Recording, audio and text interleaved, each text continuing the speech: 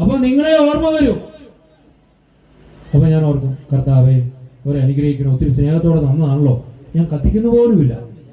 എല്ലാ ദിവസവും ഇത് കാണുമ്പോ പൂപ്പാറ പൂപ്പാറ എന്നുള്ള ചിന്ത ആരുടെ മനസ്സിലുണ്ടാവും?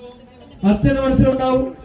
ഹല്ലേലൂയ, ഹല്ലേലൂയ, ഹല്ലേലൂയ എന്ന് പറഞ്ഞതുപോലെ പ്രിയപ്പെട്ടവരെ, ഒരു ഭർത്താവ് ഭാര്യ, അത് കർത്താവ് ഒരു ഒരു ഒരു വ്യക്തിക്ക് ദാനമായി സമ്മാനമായി നൽകിയതാണ് എങ്കിൽ ആ സമ്മാനം ആരെ ഓർമ്മിപ്പിക്കുന്നുണ്ട്? ആരെയാ തന്നത്? ആരാ?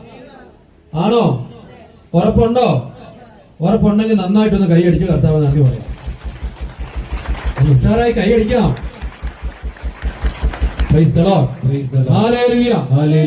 അപ്പോൾ പ്രിയപ്പെട്ടവരെ, ദൈവത്തെയാണ് ജീവിത പങ്കാളി അനുസ്മരിപ്പിക്കുന്നത്. അതാണ് പറഞ്ഞേ.